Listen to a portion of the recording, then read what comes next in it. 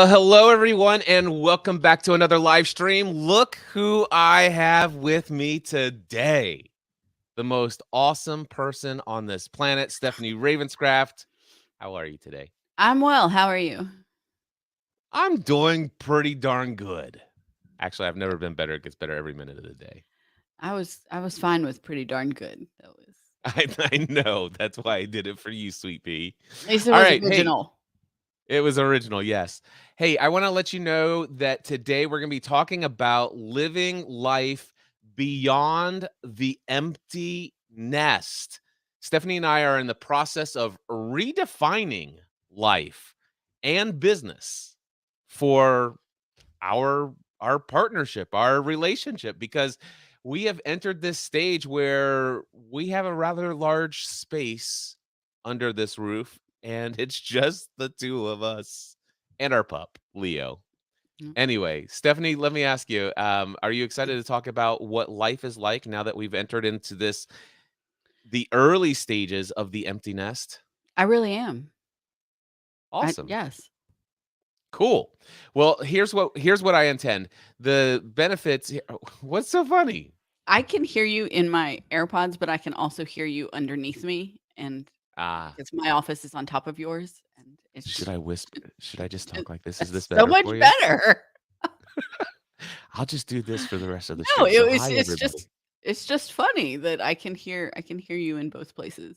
Go ahead. Yeah, maybe we should have had you put your big headphones on, and it would have isolated some of that. They were kind of choking me because of the way I have my desk arranged. I was Gotcha. gonna choke myself. Gotcha. All right. So today, we're going to talk about what happens when the kids have flown the coop and it's just the two of us again. We're going to talk about how we redefine our daily routines, how our relationship has been shifted or changed, and what about our business ventures? How has things changed in the business? And we're also going to speak about what new dreams we are chasing together in this new act of life. So, if that sounds of interest to you, that is our outline for our agenda today. And we worked with ChatGPT to come up with an outline of questions, just topics for us to discuss. Because Stephanie she hates it when we come to a piece of content, when we get it behind the microphone and we just improvise. She's like, listen, I need to know exactly what we're going to say. Matter of fact, I would prefer a script, but if you want to just get an outline, at least give me that. Wow. Yeah, that's not me. That might be one of us, but it's not me. I definitely don't prefer an outline or a script anymore. Although there was a day Anymore. back in the day. Do you There was remember those 25-page printed out, double-sided Lost Notes? scripts for the Yes. Lost podcast? Yes, I do. I Those were the good old days. I never quite understood why you asked me to podcast with you if you were going to literally I mean, really, it was just you. You just It was not just me. it was just your thoughts Oh, because you were reading my because you were thoughts. Is that what scripting. Yes. Okay, then maybe it was just me. I love it. All right. Hey, if by the way, if anybody's watching live, I am keeping an eye on comments. So if you're watching on Facebook, LinkedIn, or YouTube, feel free to pop in a comment. And depending on what you share, we may pop it up onto the screen and respond to it. So the first topic that ChatGPT came up with for me is when did the kids move out? So start with that, Stephanie. To start with that. So Megan's been out for a while. She went to college in 2018, and aside from the 6 months that quarantine forced her to be home, um, and then a small 6-week period of time last December, she has been out of the house for years. And we took McKenna to college in August of this year and middle August. And then 10 days later, Matthew moved out. And so we're just in this new, it's been 3 months Mm-hmm. where, we're just kind of stumbling around, feeling around, making new routines and experiencing the quiet. So, one of the things that is suggested in our outline here is to dive into our feelings and thoughts during the time when, like, right after they moved out. I know for me, I was in Denver, Colorado when Matthew moved out. So, McKenna was already off to school. We had dropped her off. And then I went out of town, and Matthew was scheduled to move into his apartment right as I was in Denver, Colorado. And then, of course, I came back home from Denver, Colorado, and I was sick for several weeks. I mean, I was down with something. But anyway, um, talk about, Stephanie, what was your thoughts? What were your feelings as the kids were moving out and those first few days and first few weeks? And then I'll share mine. Okay. I think that a lot of mine, I mean, I really believe that a lot of how I handled them moving out emotionally was all about my preparation for them to move out mentally and emotionally. So I have always taken the stance that I was raising adults, not children. So my end game, my goal was always for them to leave.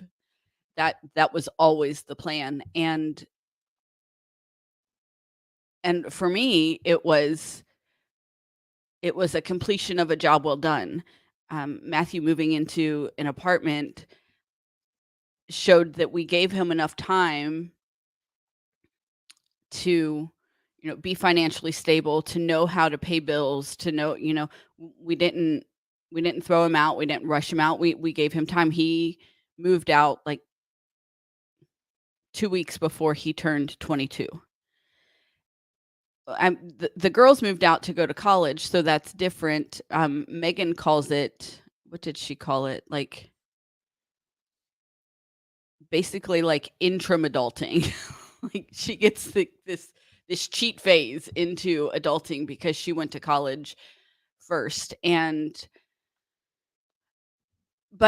so for me, it was I was always in every stage of parenting that I have been in, have been raising adults, not children.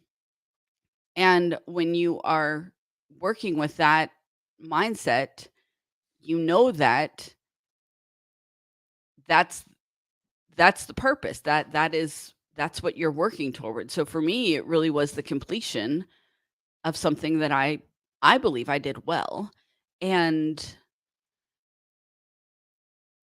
in those first in those first few weeks, I guess, especially with you being out of town, I did feel some loneliness because with you out of town and both kids gone, I was the only one in the house, and that was weird.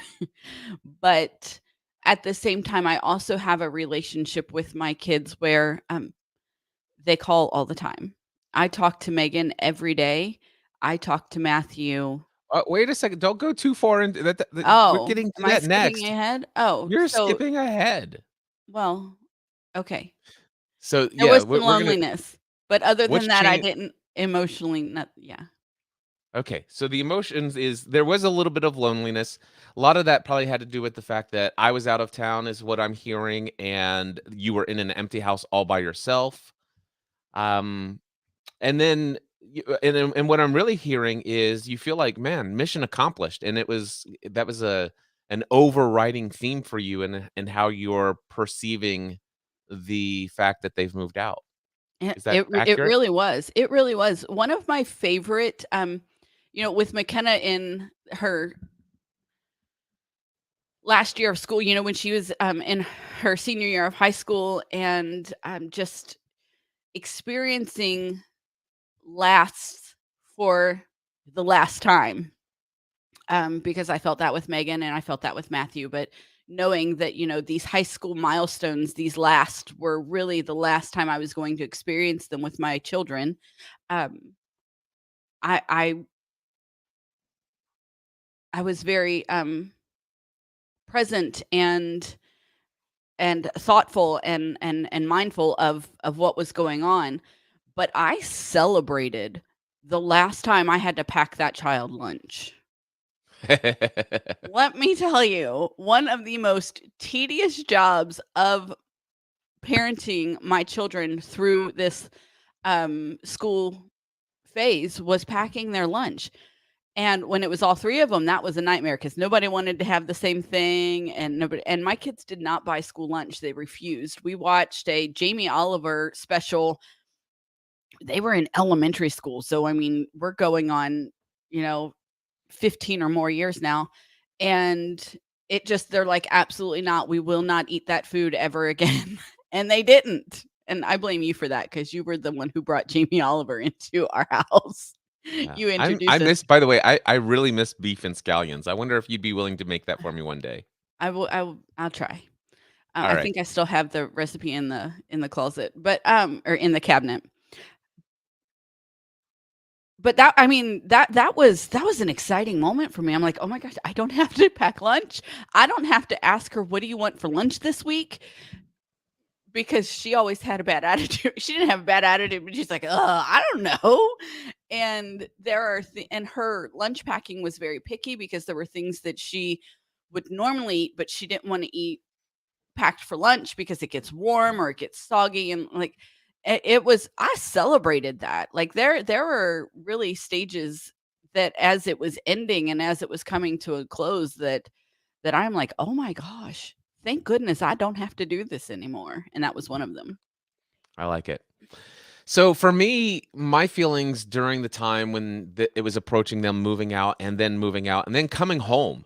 For me, it was weird because there was still people in the house when I left for Denver, and I came home and they're gone. It's just me and Stephanie. Um, I will say that there was you and I both had the same mindset that ever since we had little kids, we were thinking, hey, we are raising responsible young adults who are going to contribute to the world in an incredibly powerful way. That's always been our mission, and I also celebrate and have that mission accomplished feeling when I think about it. And there was for me that proud dad moment. It's like, wow, I'm thrilled that my children felt confident to go out and strike it out on their own, and I have great confidence that they will succeed.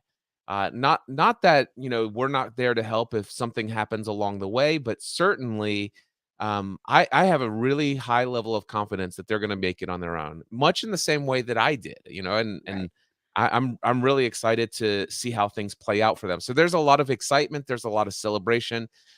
Was there any kind of like, oh man, I will say, like you when you talk about it's like celebrating that last lunch, there have been so we live in our home where Stephanie is in her office right now, and in front of her office is the kitchen.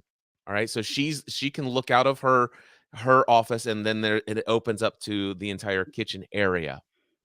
Now, Stephanie is literally right above me. I mean, she's right there. Let me bang on the And floor. yeah, and in front of me is my what we call the next level studio, which is the same footprint of the kitchen. So the kitchen is right above my studio, is right above my office space. Well, Stephanie's office is right above my office, but still. And I have a couch where I sit in the morning and I do meditation and stuff like that. And what I celebrate, just like Stephanie celebrated, this is the last time that I have to make this lunch.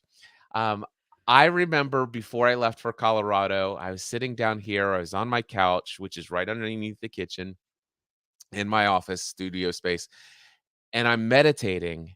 And then all of a sudden, Matthew, who is working at Amazon Air, so he works at the airport and helps load planes and drives these cars with all the packages to put onto the plane and stuff like that. So he works for Amazon Air, and one of the things that's required is he must wear super heavy duty, very heavy steel toed boots. And we have hardwood floors. And he And has a very heavy footfall.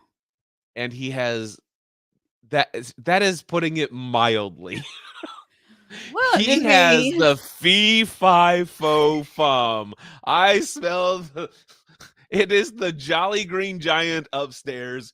Boom, boom, boom. And I just remember it's like, Oh my gosh. And so I came home and, I just remember the very first few mornings coming down here.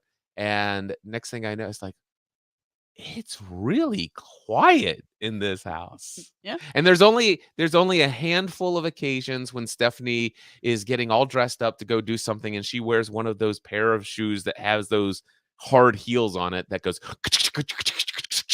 it's a terrible sound effect, but anyway, one of the things that's changed is just I celebrate the silence. Mhm. It is so quiet, and I'm an early morning person, always have been. So, Stephanie's not an early morning person, which I celebrate because that means I have several hours of complete silence, and it's like just, "Oh, this is gold." And when the kids were here, it was getting up early in the morning, getting ready for school, fixing their breakfast, and Matthew getting up early to head out to work and fixing his lunch and stuff like that in the kitchen. And so, for me, what's really changed, it sounds crazy. We probably sound like cold-hearted parents, like, "Oh my gosh, I would be an emotional wreck." It's like there's a lot of celebration going on over here, I think is what we're trying to get at. Well, I And think that again, it goes back to the preparation. Like, mhm, we were prepared emotionally. I think that if you go into it without any kind of thought or preparing, you are an emotional wreck. yeah. Like, Well, here's what I would love to discuss next. What has changed since they've moved out? Here's what ChatGPT says. Discuss the specific changes in your daily life, relationships, and your routines. Talk about the positive shifts and the challenges, providing a balanced view. So let's talk about our daily life first. Daily life and routines. What has changed for you in your daily life and in your routine? not much has changed in my daily life. Okay. The biggest change is that I'm not getting what I would call McKenna's daily download. When she would come home from work and she would sit down and we'd get a 30-minute to an hour dump of everything that happened during the day. Her celebrations, her annoyances, her grudges. Like, we would get all of the info from her day. And then we would go up to bed and we would be reading, and when she was ready to come in, she would come in and say goodnight. And that's the biggest change in my day, is not having that time. As far my routine, I'm resetting my routine. I'm starting from scratch because I took the whole, McKenna's senior year, she didn't go to the high school, she went to Northern Kentucky University, and she only did that 2 days a week. And then the other 3 days she went to work, and she started waking herself up. She started setting in her alarm, and she started and I took that, I'm like, "I'm done. I'm" sorry, dog is scratching my sweater. Um, I took that and I ran with it. I started sleeping in, I started, just doing whatever I wanted whenever I want. I've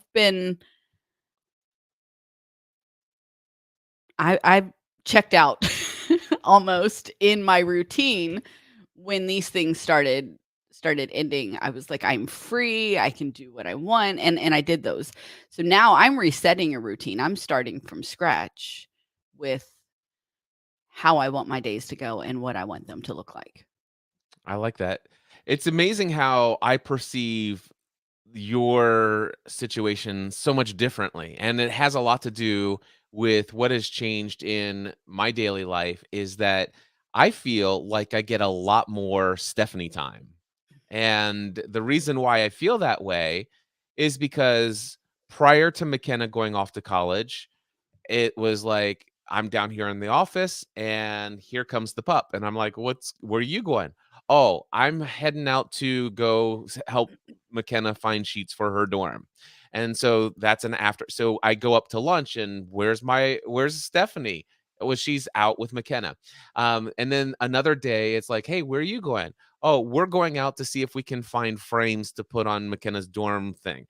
And there was a ton. I mean, I would say at least 3 to 5 days a week you and McKenna were out, once she graduated high school and leading up to her before we dropped her off at college, 3 to 5 days a week seems to be in my mind. You were doing afternoon trips with McKenna to go shop for different various things. That probably not from the time she graduated because she waited until the last minute. So what Okay. happened probably like the last 4 weeks before we took her, you're stretching out through the whole summer. But that's Yeah. okay because you have the gift of exaggeration. Fair enough.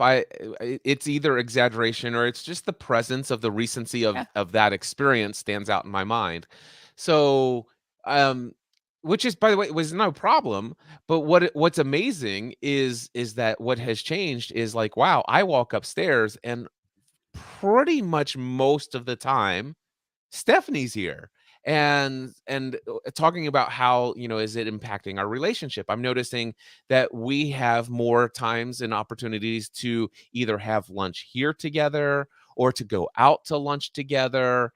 I just feel like there's just a lot more opportunity that you and I have had where being the only two people in the house, and given the fact that you're not out doing tons of things like that.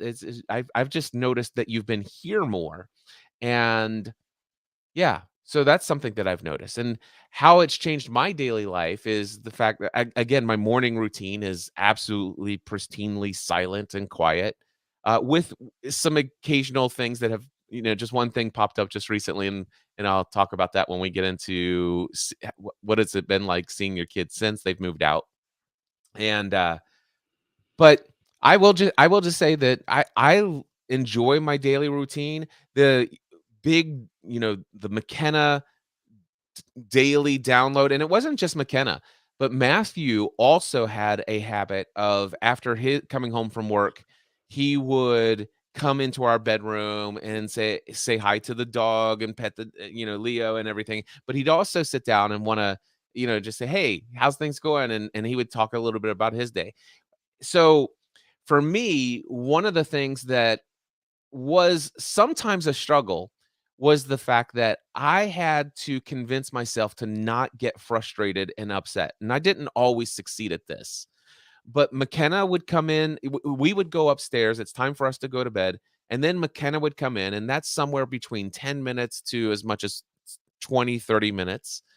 And then later, Matthew would come in, and that's usually 3 to 5 minutes, but and sometimes as long as 10 minutes.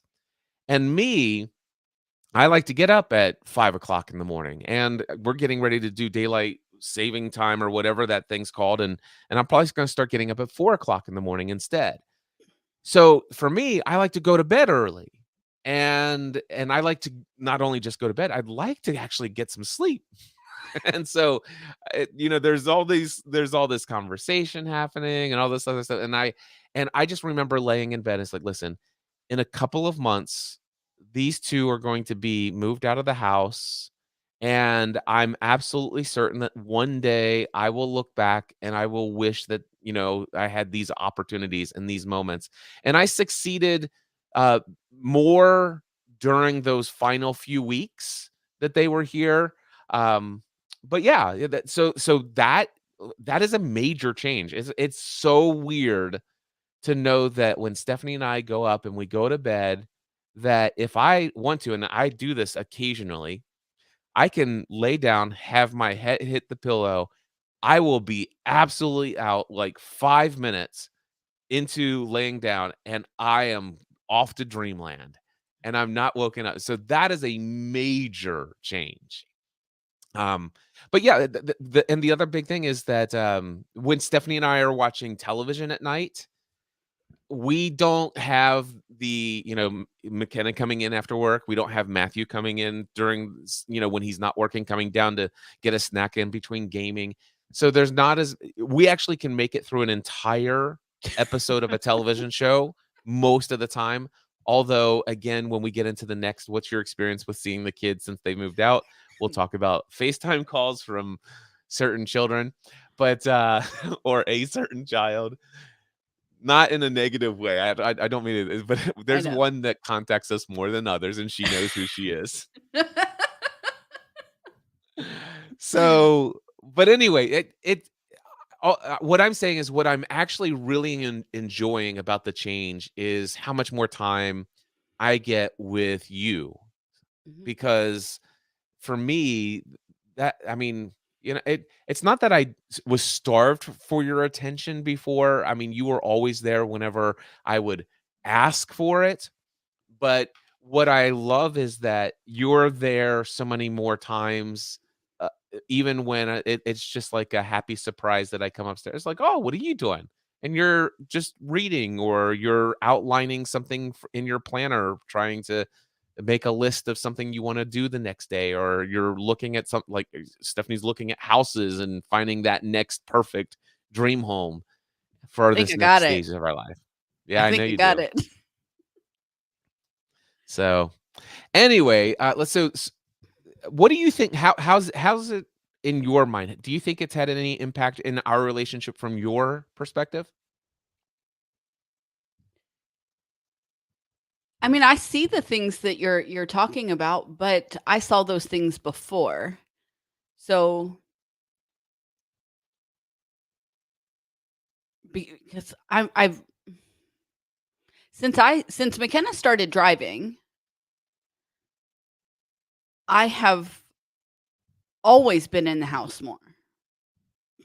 This is true, and for me, by the way, it's just the reasons because it's not just the few weeks leading up to McKenna going out to her dorm, but throw in But there interspersed the trips to IKEA and the right, trips to yeah, Target for yeah. Matthew shopping for his apartment as well. No, I get it. I made no it's made no secret that I made myself available for my kids while they were here. And it's funny, I was having my hair done yesterday and Megan called and I told my stylist, I said, "She knows that I'm here. She helped me make the appointment." And, I said, she'll be 24 this month. I don't need to answer every time she calls anymore." Because when she went to college, I answered every time she calls. When McKenna calls, I answer every time she calls. Um, but, uh, but I don't so it I made myself available to them always. And Yeah, and so and but which I understand what you're saying, but, I'm wondering if maybe when I wasn't here overshadowed when I was here, like, how your brain can focus on, yeah, you know, it's the what you're recency missing and not what you have. yeah, absolutely. And I get your perspective. And by the way, I just want to say this just for the record is I fully supported you having this devotion to always being available and present to our children as a priority above other things that are going on and stuff like that. Not necessarily that you put our kids before our marriage. That because that I No. don't think that's ever happened. But as far as your what it comes to where you're putting your time, your effort, and energy. If your kids, if our kids needed Yeah, they're anything, not just you mine. I know. Sometimes I have to remind myself. Um, anyway, that's hilarious. So what? Nothing. Okay. So, where was I going with that? So, what I noticed is what I want to say is that I've always supported your commitment. Like before you thought about your own business pursuits or anything like this. It's like, listen, I want my priority is to be there for my kids while my kids are here. When I have these opportunities, I want to do as much as I can. I want to have as many experiences with my kids, and so I fully supported that. And it's but what I'm feeling now is that you have certainly I've witnessed that you are prioritizing some of your own wants, your own wants and desires, personally and professionally. And we'll get into the professionally side in just a moment. But I'm also recognizing that that you seem to have more time and more interest in doing things with me throughout the week, not just watching a show during the evening or reading a book together or whatever. I'm noticing that I'm getting a lot more time throughout that week that wasn't available in the bandwidth given the circumstances before. Okay. I Yeah. understand what you're saying. I just Yep. disagree. I think that you have like it makes more sense that you're getting more time in my air quotes because there's no one here to compete with that or not compete, but to take any other time slots. Although this week has been so busy. I've been out of the house every day this week And why is that? except Monday. Except Monday. Um You had a dentist appointment. I had Tuesday Matthew had car trouble, but we're not there yet. Um Wednesday Megan and I went to pick up her wedding dress. Again, helped Matthew with his car trouble, had lunch with him, and then helped Megan pick up her wedding dress. I had a massage, but that was here, so I had to get back here for that. I had a dentist appointment. I'm getting laser hair removal, so I had that appointment, um, which is something I'm doing for myself because my kids are gone. so, um, Exactly. and yesterday I had a hair appointment. So, like, I last week I don't think I left at all, and this week I've been gone all week. Yeah. So. All right, so let's talk about this. So, what has been our experience with seeing our kids since they've moved out? Talk about that from your perspective. I see Megan once a week, minimum. Let me stress minimum. Um, I woke up this morning with a text that she sent me um, overnight and it literally it says Sunday plans question mark and it's for a movie that we wanted to see My Big Fat Greek Wedding 3, but we didn't go to the theater. It's now streaming. She says, "You want to watch this on Sunday?" Because Megan comes over every Sunday. Was Monday for a while, but now that wedding season is over, it will be back to Sundays. And so we're going to watch that on Sunday when she comes over. So I see Megan Why does wedding season have anything to do with anything? uh, Recognizing that not everybody not everybody knows knows this that stuff. Megan's a wedding planner. So her from April to October, the end of October, her schedule has been Tuesday through Saturday. And Sunday, Monday were her off days. But now that she won't be working Saturdays for events, she will be Monday through Friday until April when wedding season starts again. And so she comes over every Sunday. We see her and And and Maggie. and Maggie. That's Megan and Jacob's dog. And Leo heard you say her name. You see him sitting up now because Yep. he can notice. It's like, "Where's But Maggie?" yeah, where is she? but and then Matthew calls every week. My children only no, my oldest two children only call me on FaceTime. Megan is getting better about calling on the phone when she because now that she lives in Florence, her service is not as great, and so it can you can get a better phone call than you can a FaceTime, but they only call on FaceTime, and so I talk to Matthew at least once a week. I talk to Megan almost every day because her and Jacob work opposite schedules right now. Not completely opposite, but opposite enough that she has a couple of hours where she is alone and needs somebody to talk to. McKenna, we don't talk to as much because she's at school. Well, we don't see her as much because she is at school. She's about 3 hours away, and she told me a couple weeks ago that she doesn't call as much because it makes her miss home more. And so I that's okay. I respect that. We text almost daily. It's not every day, but there are some weeks where it is every day. But so I'm literally I'm in daily conversation with my children in one way or another. I Yeah, was texting with Matthew while I was getting ready this morning. He said, "Guess what I did yesterday?" I said, "What'd you do yesterday?" He went to the gym. He told me what he did. He told me what he's going to do when he goes back today. Like, I'm in daily conversation with all 3 of my children. that's awesome. So for me, I see Megan when she comes over on a weekly basis, and she occasionally will FaceTime me as well, and that's cool. Yeah. So there's that. Matthew, he doesn't text me as often, but he was coming over. So he was coming over on a weekly basis. He introduced Stephanie and I to a television show on Netflix called One Piece, which is a live action version of an anime that he absolutely loves.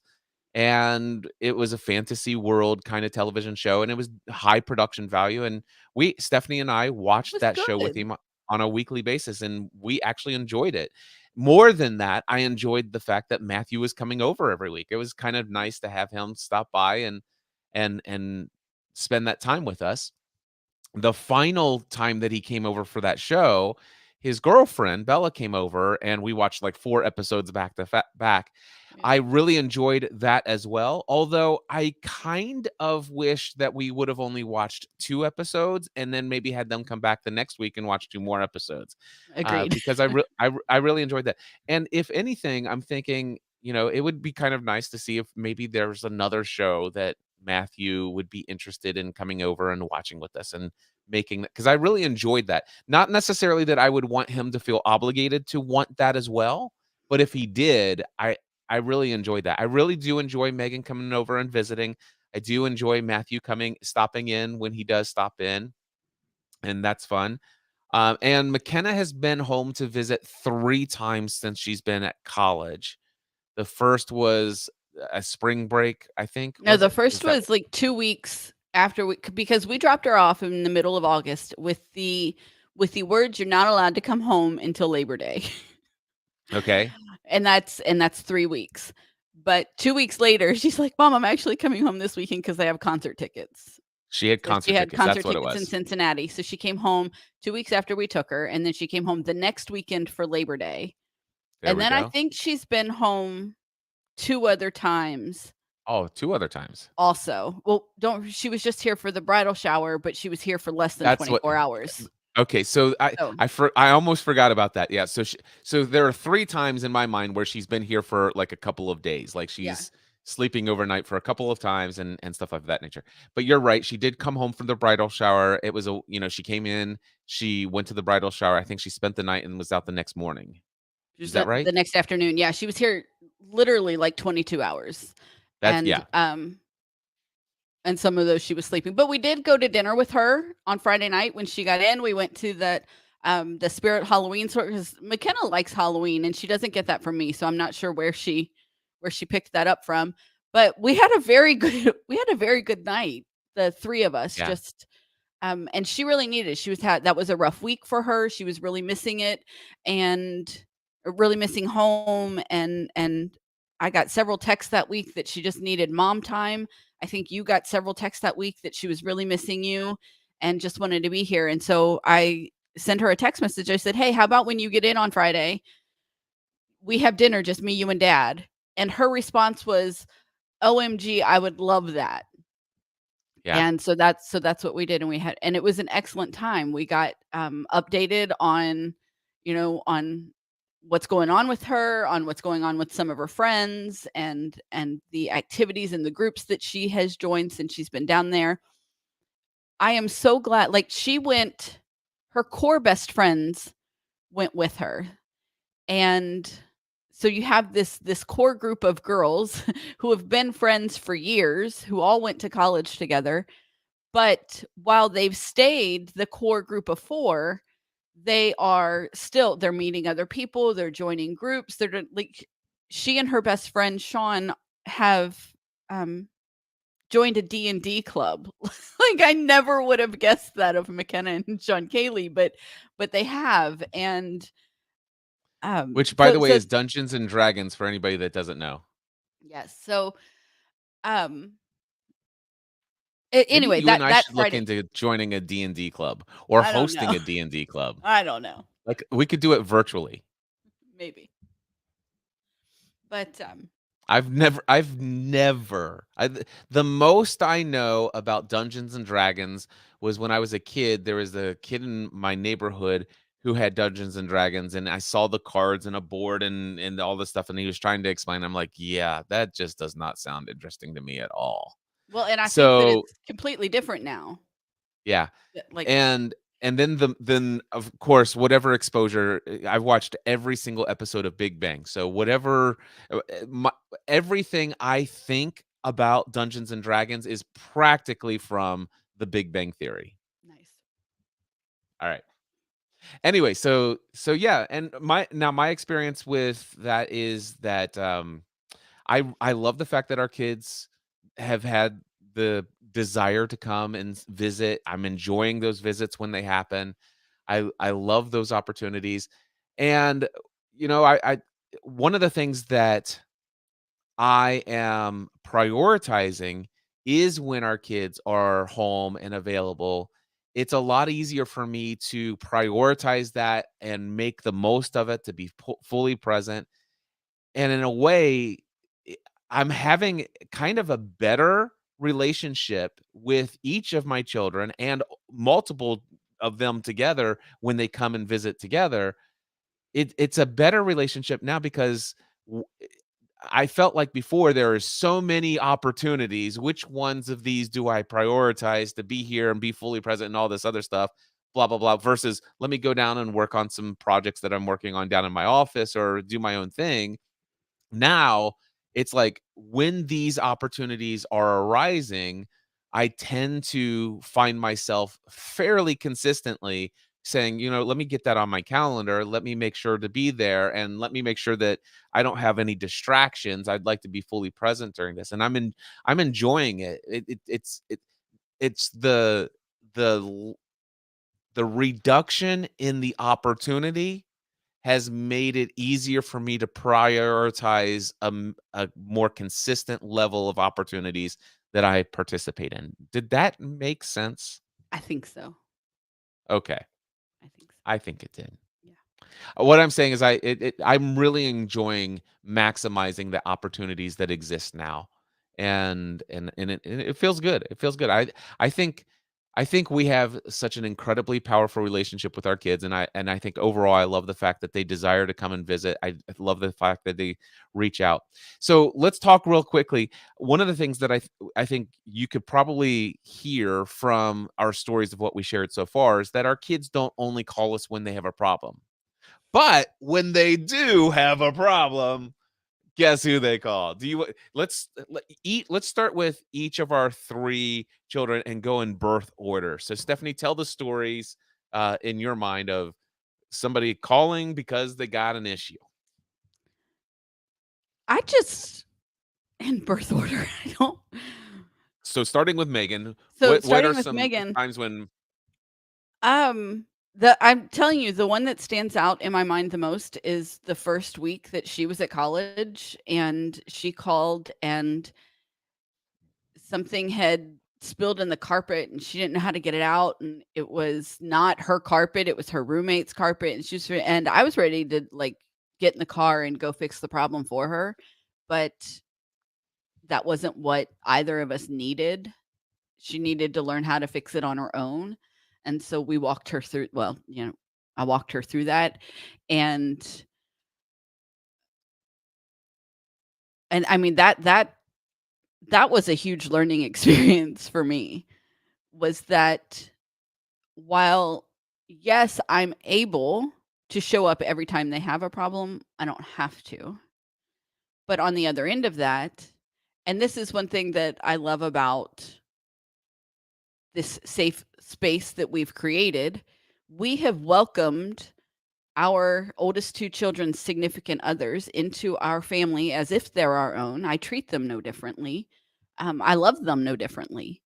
And so 2 weeks ago, last week, I guess it was last Friday, I'm sitting at my desk. I know that I want to record a podcast, but I kinda got a headache, so I've taken something for my headache, and I'm just kind of sitting here. I don't wanna leave my desk because I know if I leave my desk, I won't think about the podcast again. So I'm just sitting here, and I'm working on a word find and trying to use my brain without too much pain going on up here, and, Megan's fiancé, Jacob, calls, and I'm like, "Hey, what's up?" He's like, "What are you doing right now?" So I tell him straight up, "Got a headache, I'm sitting at my desk doing a word find, trying to work up the nerve to do," or not the nerve, but the want to record this podcast that I've got, and he says that he's broken down, his car broke down, and tells me where he's at, and can I come help him? And absolutely. So I said, "Give me a few minutes to get Leo to Cliff," and Leo is our pup for those who don't know. To get Leo to Cliff and get out of the house. I'll be there, soon. And that meant that almost meant more to me than my kids calling when they need help, you know? Yeah. Um Now, I mean, his parents don't live here, so I know that like that wasn't an option for him to call, but it still meant a great deal to me that he called me. So I went over, picked him up, we went and got a new battery, came back, put it in the car. It's not the battery because the car's still not started. It ended up being the starter. And through some phone calls and some troubleshooting, one of my brothers helped him change the starter. But on Friday, I spent like 7 hours hanging out with Jacob on Friday, and it was it was a good day. I had fun. Yes, he was stressed, and yes, we were dealing with this problem, and that was what was stressing him out. But I'm like, look, Jacob, this could have happened. This couldn't have happened at a more convenient time. You don't have to be at work. You've already left your work meeting. Like he was at the grocery. He had got up, gone to work, gone to a meeting, and left the meeting and went to the grocery. And it was after he was finished grocery shopping that the issue started. And you don't have anywhere to be. It's your day off. We have plenty of time to take care of it. And at the end of the day, when it wasn't taken care of, I said, it's still the most convenient time because you don't have to be at work tomorrow. There's no, huge time crunch that we're working with. We got time to do it. And I had a great day with Jacob. I had a great day with Jacob. And then this week, Matthew had a problem with his car. He had a flat tire. He called you in the morning. You took him to work. I picked him up from work, called AAA. It was a huge thing. I ended up spending all evening with Matthew. I think I got home right around 11 p.m. and I picked him up from work at 6. So we spent hours together on Tuesday evening. We had dinner, we talked, we sat in the car and laughed, and I wouldn't trade those times for anything. I really wouldn't. And then last night, McKenna is texting me that, she saw a gnat in her room like yesterday. She killed it. She saw one today, she killed it, and then she saw another one right behind it. Apparently, the whole floor has a gnat problem. Like the whole dorm floor has a problem. And she's asking me how to do it. Are they gonna be breeding in her room? Is she gonna have an infestation of you need to understand McKenna is like, terrified of bugs. Like, she cannot handle the thought of bugs, and that was one of her biggest hangups about being in a dorm was she understands that these buildings are old, they're gonna, and so and I think I said, "McKenna, I have absolutely no knowledge of the breeding or life cycle of gnats. I cannot help you at all. But if you read that apple cider vinegar will help, give it a try." And so, I'm just I have the ability with the life that I have created to be available when needed. And I love that. And Yeah. I love that I have the relationship that supports that. So, two stories I want to share is that, well, Megan has in a number of times called me and said, "Dad, I need your help. I need to figure out this." And there, whether it's how do I apply for health insurance or, uh, you know, just different technical things. Or sometimes she just needs some advice on how to handle a situation, such as when she was applying for the job that she has right now. I'll never forget the time when she's like, "Dad, I'm really concerned. I've applied for this job. I went in for this interview. I really thought I nailed it. As far as I'm concerned, I'm absolutely convinced I was going to get the job, but it's been a week and I haven't heard anything." And she had FaceTimed me and I was just leaving the gym, I think. Or no, I was just leaving Costco. I said, "Do you wanna did I ask her if she wanted to go to the gym with me and then go eat, or did I?" I think it might I have been because I wasn't there. You were out I I'm already. pretty sure I asked her if she wanted to go to the gym with me, and because she lives, in Florence, and that's where I was, and she said, "Sure, I'll go to the gym with you." And so we went to the gym, and I think we talked while we were working out together, and then I said, "Hey, do you wanna go grab something to eat?" And we went to Chipotle, and we sat there for probably 2 or 3 hours. And I introduced her to ChatGPT, and I said, "Let me show you how we can make ChatGPT your person or your professional search coach, career coach, or whatever." And we put in all sorts, and it gave her advice. She goes, "Oh, that's so good. That confirms that I did some of the right things. I already did that." And then I said, "Well, here's the next step," and she did that. And I think it was the next day. She goes, "Oh my gosh, Dad, you're not gonna believe it. I got the job." And I'm like, "Of course I believe it." And I think it's awesome. Congratulations. So I just love that. So that's an experience with her. Matthew reaches out every now and then for some advice about work related things, career change ideas and thoughts and stuff of that nature. Technology, related to internet services and stuff.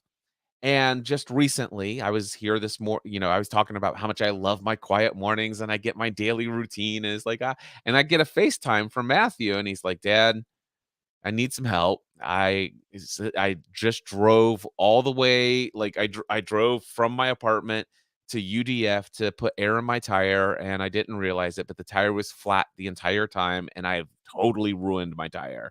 Uh, What do I do in this scenario?" And I said, "Well, first and foremost, are you late for work?" He says, "No."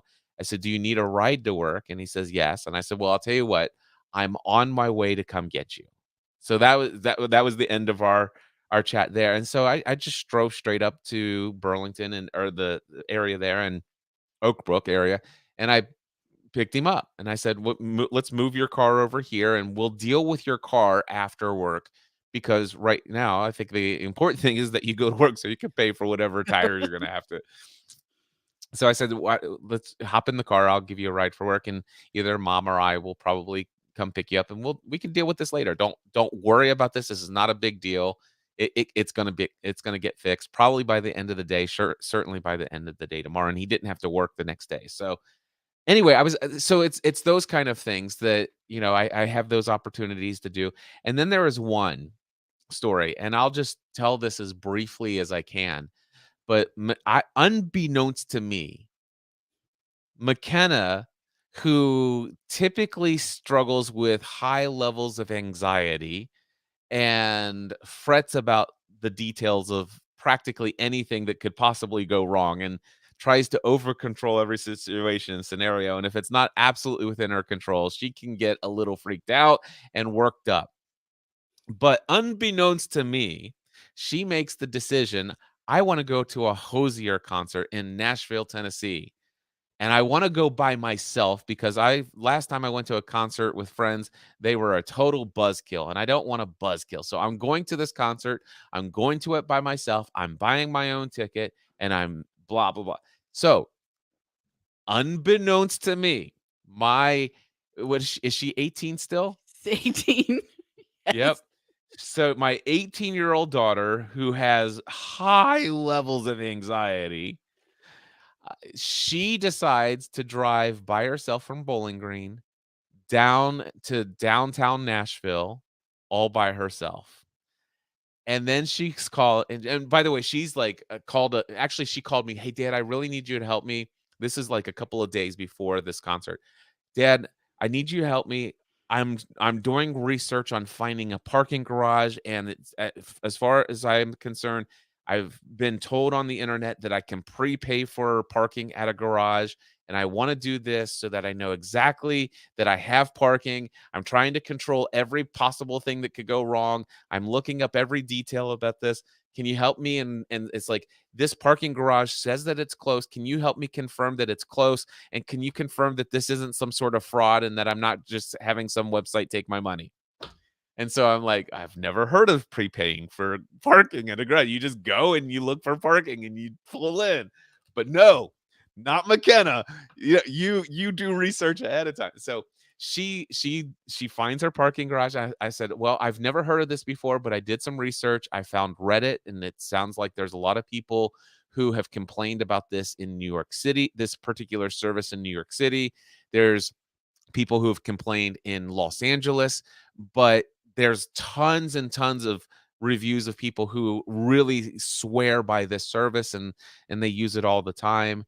And it does appear to be a real service. I think that if you purchase this, I think when you get there, it should work. And I didn't want to tell her, but I didn't tell her that occasionally, sometimes you'll prepay and there's a little thing that says like, "I prepaid for this, but the parking garage was full." And they don't necessarily reserve you a spot. So Oh, in that case, you have to ask for a refund and you will get it. Did not tell her that because I not just assumed information everything. she would need to know ahead of time. This is you are on a need to know information basis here. So I knew for a fact it wouldn't be a problem, that scenario. So I said to her, I said, "Yeah, I think this is great." And so she went and purchased her thing. So now, did she call you or did she call me for help She when called she me was first. in? Okay, so She called me first. she's driving to downtown Nashville, and which I'm absolutely like, super proud of the fact that she's made it through downtown Nashville. So this is she's never driven to downtown Nashville by herself. And there's lots of exchanges of multiple lane changes and all this other stuff. Anyway, okay, so by the way, my mom is watching and she says McKenna needs fruit fly traps. They work well. So even if they're gnats, that's the question. So my mom is there. So hi mom. And, Hello. the question is, does fruit fly traps work for gnats? All right, and we'll see if she responds. Anyway, so she's driving down to Nashville. She gets down there. She calls Stephanie. She goes, "I can't find this parking garage." Uh, and she says, "They are gnats." Oh, I didn't know that fruit flies are considered gnats. Hmm, me Anyway, neither. cool. Well, then it sounds like McKenna's on the right track for trying the apple cider vinegar. Okay, so anyway, so she's down there, she can't find it, and you're like, "I don't know how to help you find this, I don't know." And so I'm like, I come into the conversation, into the room, and I'm like, "Hey, I what's going on here?"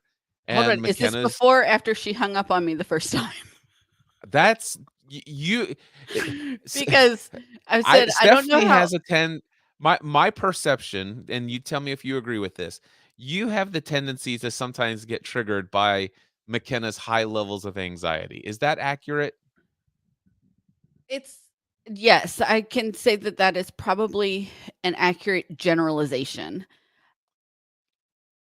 But what happens is that McKenna cannot hear you when she gets into those states. So no matter what I say, she cannot process that new information, Right. which triggers my helplessness.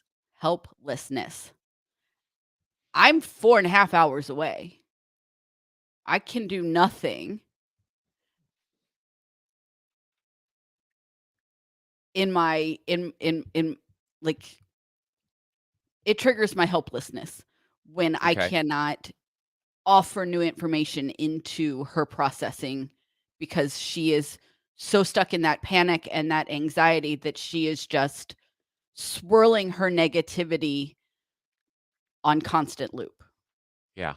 So, Well, yes, and you can and say I get so triggered.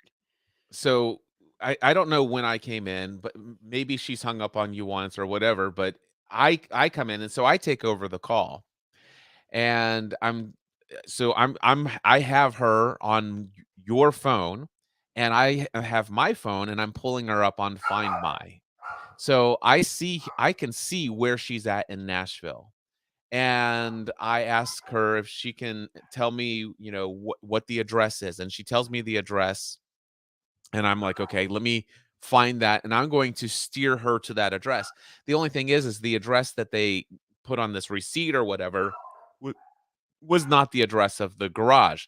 So first, I'm navigating her through traffic, and she's like, "I'm trying not to hit this person who just walked out in front of me. This car's backing up. What do I do?" And she's in a bit of a panic, and she is, concerned about everything. And I'm like, "Listen, everything's fine. You're gonna be fine. You got plenty of time to park." She goes, "No, Dad, I think I might as well just go home." Go back to Bowling Green. And I'm like, "You don't need to do that. You're literally I mean, you're less than like 1,500 feet away from the venue. You're 1 block. You could walk there if you so she goes, "But," I said, "Can't you just park in another parking garage?" "No, I already prepaid for my parking." So we try to I put in the address, and so I she goes, "Okay, I'm," and now I can see on Find My, uh, on the map, she is at the address that I've punched in. She is there, and she goes, "There's no parking garage here." So then I go and research, and she's driving around, and it's like she's even more and more upset. And I find the actual real address, and it's on the corner of this and the corner of that. But she passes it. All right. And so she passes the garage that was her garage. And at this point, she's even more and more upset. And I said, "Is there any other parking garage?" And I could see there's a parking. It's like, "You should see a parking garage right where you're at. Pull into that." And so she pulls into it. And I said, "Park here." And she goes, "No, Dad, I already paid for parking. I don't have any more money for parking." And at that point, I figured this is probably not a good idea to bring up the fact that if you're ever going out of town, you might wanna have extra money in your possession so that you could this is not the time for a teaching moment. So I'm withholding all of this, information. And I'm like, "Okay, so I understand that." I said, "I'll tell you what, I have money. I will pay for your parking." And so, there's gotta be some way that I can, pay via paying app. And she goes, "There's a QR code." And I'm like, "This is perfect. This is not a problem. I'm gonna give you my credit card information." So she finds a spot, she tries to scan this QR code. She has no internet connection inside of the parking garage. She's got a phone connection to me, but no internet. So she can't take a picture and open up a website. And this upsets her, and I didn't think of it at first, but she's like, I there's just nothing I can do." And so she pulls So out you're and you're she's missing the fact that she was locked in the garage because you couldn't get out I was of the gonna get there. garage. The door is locked and she couldn't get out Yeah. of the garage. Yeah, and so she couldn't get out of the garage to get internet connection, but even still, she still needed to do this QR code. Well, she tries to back out. She's gonna either go try to find her other parking garage, or at this point, I think she's ready. She has a little bit of an outburst. She's backing out. She scrapes a good sized scrape into the front of her car on a metal post, to match a similar style thing on the back of her car, Back. which, which is fine. It's like this is not a big deal, That's what this and car was for. it's your first car, and that's what happens. So anyway, she gets very upset with me, and finally, excuse me, she hangs up on me. She goes, "This is it. I'm just going back to Bellingreen." And she was crying, and I'm like, "Well, okay." I tried to call her back, and she declined my call. And I'm like, "Okay, well, she's heading back to Bowling Green." And as far as I'm concerned, I'm like, "Okay, is there anything I could do to change this?" The answer is no. If she goes back to Bowling Green, it's regrettable that she's spent hundreds of dollars on a concert ticket and has gone all this way. She's literally 1 block from this, and there's gotta be a solution for parking. It is definitely no big deal, but she's not willing to hear me, and it is, that those are her decisions. So it is what it is. And so I'm just like, I'll just track and make sure she gets home safely. That's the only concern at that point. About 5 minutes later, she calls me back. She says, "Okay, I'm breathing again. I'm back in the parking garage." And I said, "Which parking garage?" "The same one I was in before." I said, "Okay, here's what I want you to do. I want you to go up to the QR code and I want you to look underneath it and tell me, is there a URL, like a website address?" And she said, "Yes." And I'm like, "Great." I said, "Tell me the URL." I pull it up and I'm able to download the parking app on my phone. And so I download that, and thankfully, it's able to do this in a very convenient way. It's like you talk about divine providence. So I'm opening up the app and I tell it what garage she's in, and it asks, "What's her license plate?" I said, "Tell me your license plate number," and I put that in, and like, boom. It's like, "Okay, great. How long do you want?" It's like, "You're logged in, everything's fine. Go ahead and exit to this door." And she's like, Dad, I can't get out. You have to have the app to buzz it."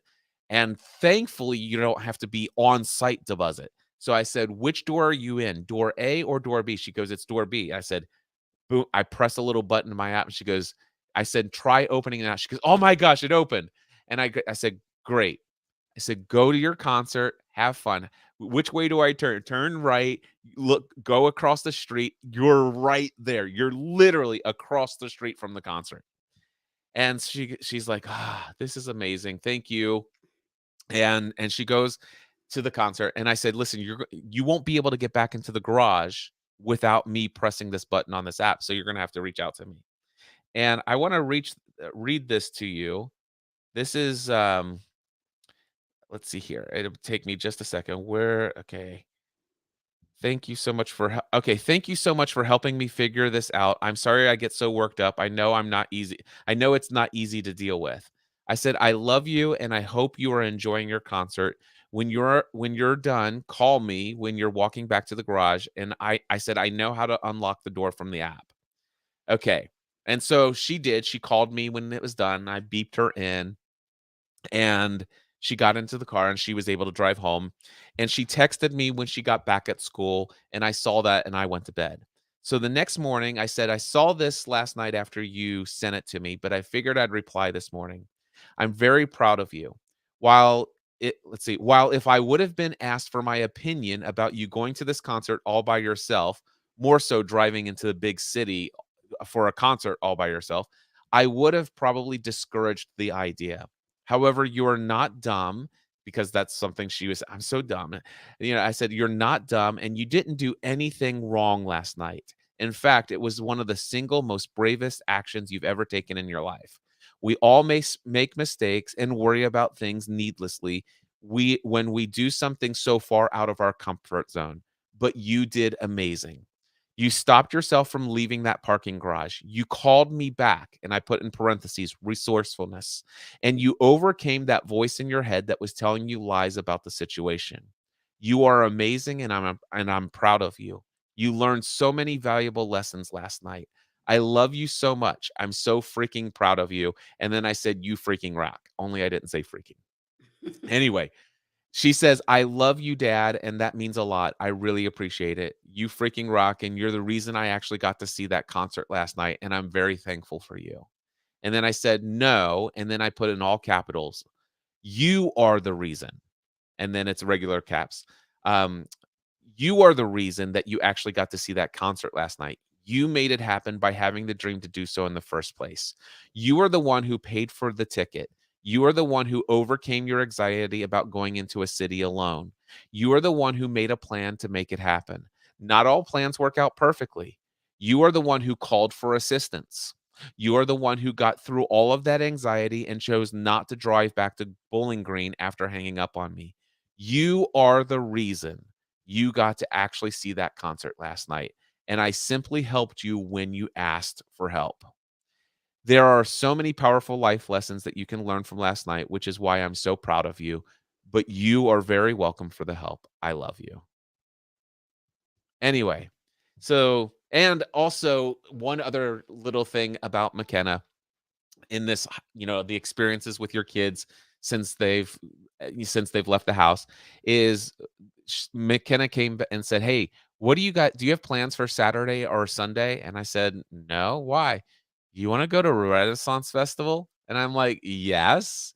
She goes, "I'm totally okay if the answer is no, but are you cool if Sean Cayley goes with us?" And I'm like, "I'm totally fine with that."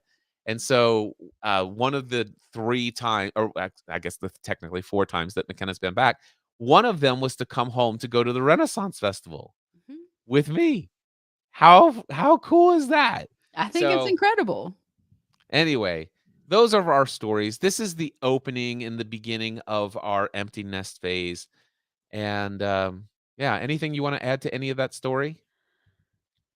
To The the McKenna and Nashville the story? yeah, Um, no, wow. I think there's a helicopter just went by. yeah, Yeah, it was a helicopter. yeah, one that way. Um, no, I you handled it beautifully. I did not, and that's okay. Um, You handle and so many things beautifully that I don't handle well, I was well. because in my not handling it, okay, you got mad at me as well, or I can't say you were mad at me, but you reacted, I and did have a moment of frustration that's when fine. And then I am sitting here like one thing that we don't publicly talk about a lot is that McKenna is on the spectrum, at the autism spectrum, and I'm sitting here going like I have been dealing with this for years. And now you come in as autistic parent extraordinaire and get mad at me because I don't handle it right. And I'm like, you just don't even have the right to do that. But you do, and that's fine. So it was that night you handled it beautifully, but let's not forget the 30-second hug. And you didn't handle that beautifully and I did, and that's okay. Like we can't I both win okay. all the time. I I'm Like, s we can't both win all the time. I no, I totally get that. I totally get that, and we don't have time to go into the 30-second hug, but I still see the But 30 we should second sometime. the 30-second hug. I still consider that one of my proudest parenting moments because I I because don't know I why. eh, the 30-second hug was amazing. No, Uh, no, the 30-second hug we now have to actually can go into it now. it So now can tell offer us comedic enjoyment. well, At the that's what I'm saying. time So so explain the that's why you're 30-second hug. taking it okay, so, we've said McKenna deals with anxiety and panic attacks, and she is on the spectrum. These are all things that we have been learning and experiencing and teaching her how to manage and find things that help her cope and so on. When she was in the 7th grade is probably when her anxiety and her panic hit a peak. I think that that had to do with hormones and puberty, but it was we were at a peak and it was high and we were all I feel like we for me, I feel like I spent that entire school year walking on eggshells. Like, it really was just anything could set her off, and anything would set her off. And so she was I don't even Megan could send us the video, and then therefore we would know what date it was, but I don't know where it was in the school year. But she had a lot going on. She had essays, she had tests, all of these things that were happening, and she was at a very, very high stress level. Mhm. Okay, so thinking back over like where it works in the timeline, this is probably um right after we went to Unleash the Power Within. and you're all about breaking patterns Yeah, and that's it was I was like I was trying to you were do a trying to pattern break her interrupt. pattern, right? You were trying to do a pattern interrupt to get her to it didn't work. I It went the other I extreme. So you're trying to interrupt her. I mean, she's in a panic. She's got all of this stuff to do, but her panic is not allowing her to do any of it. And so you come in and you got this great idea. We're going to get just let's have a 30-second hug. Just take a break for 30 seconds. We're going to have a 30-second hug, which turns into a 90-minute scream fest about how she does not have time for a 30-second hug. It's on video. We got it it. is on It's video. hilarious now, probably to everyone but McKenna. Now, I think she might find it Yeah, funny actually, now, I don't know. McKenna talks about it and laughs about it all the time. But it was and I'm just like, leave her be. Just, like, put her back in the box and close the door and leave her be. She'll calm down on her own.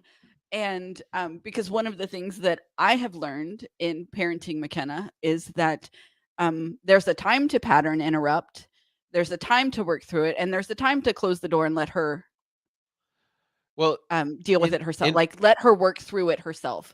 yeah. There are different stages like, if you catch her like, if you would have caught her with that 30-second hug, probably 30 minutes prior, probably wouldn't have been a problem. It Yeah. wouldn't have been what it is, although I enjoy what it is, trust me. It, Yeah. Well, I just wanna say that she was in that same state when I was attempting to give that 30-second hug. She was in that state in Nashville on the phone while I was absolutely. talking to her. Absolutely, but we have the maturity and the years of helping Yep. her and teaching her, how to manage and how to cope and how to stop and breathe and do those. So, she has those coping, mechanisms and maturity now that she didn't have then. Yeah. Because what was she like in 7th grade? What are you like 11, 12? Yeah. So So, anyway, that is an overview of how our early stages of empty nest are going.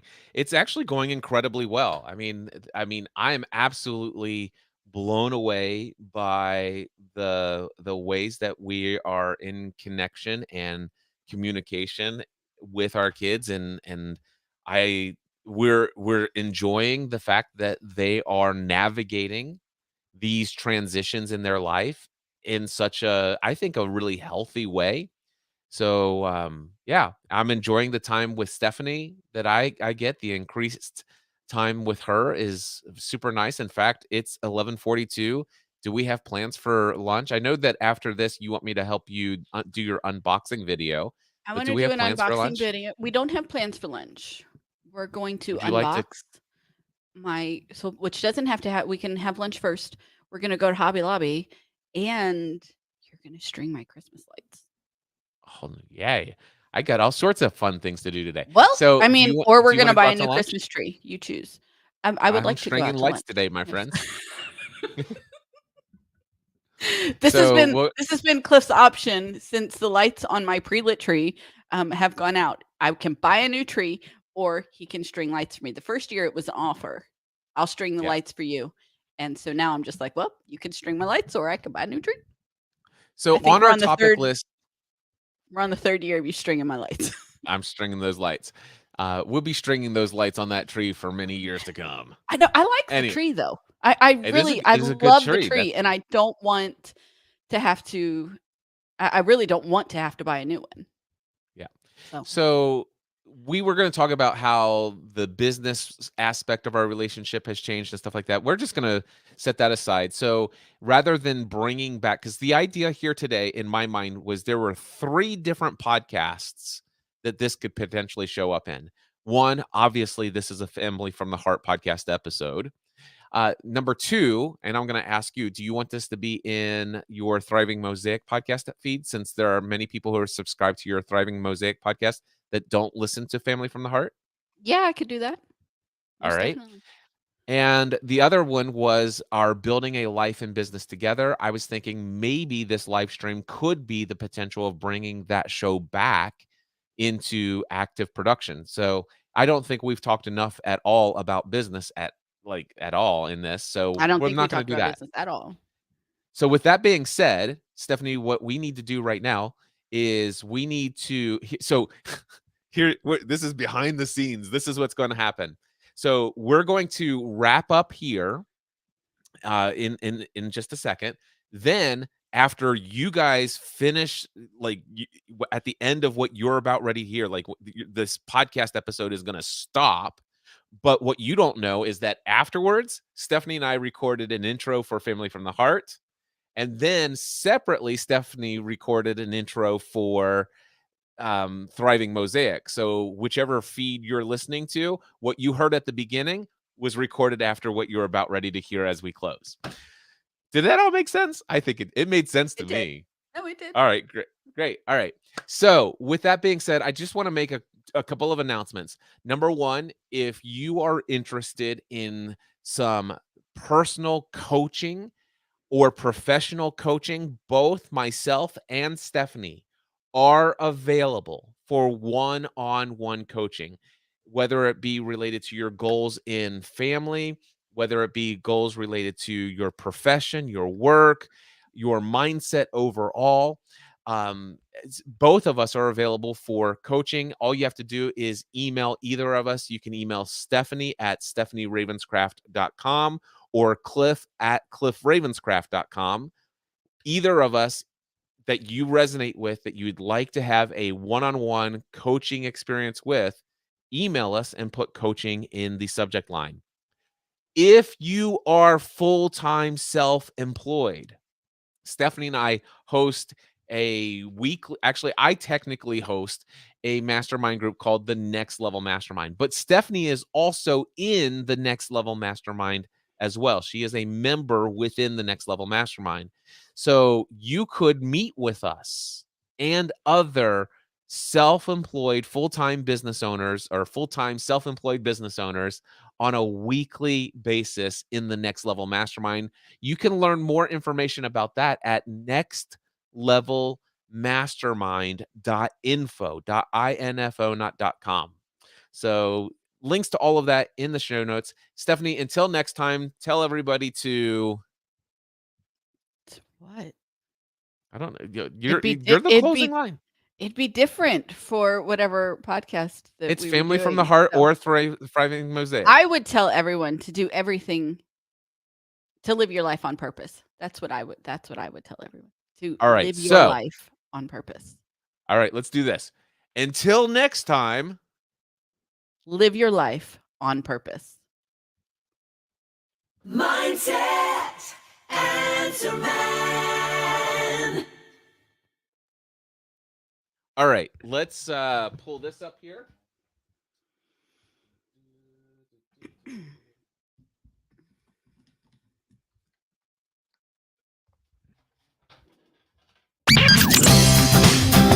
Welcome to another episode of The Family from the Heart, a podcast that is devoted to giving you a behind-the-scenes look into the lives of the Ravenscraft family, a family that has given up on the ordinary to pursue the lives for which they were created.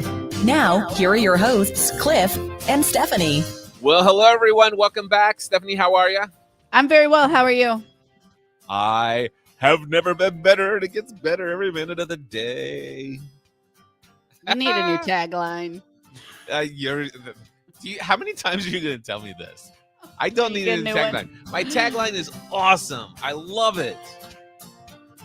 Hey, Stephanie and I just recorded the episode that you're about ready to hear. It all started as a live stream.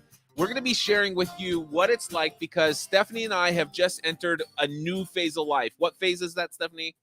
Emptiness.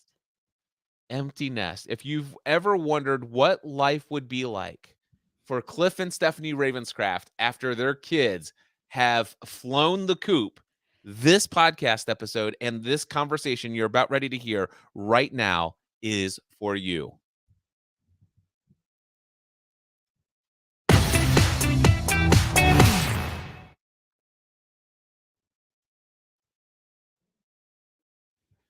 All right, and yours, I just need you to say, "Hey, everybody, welcome back Okay. to whatever your thing." And as soon as you introduce it, I'll play that music clip again. On your set, go.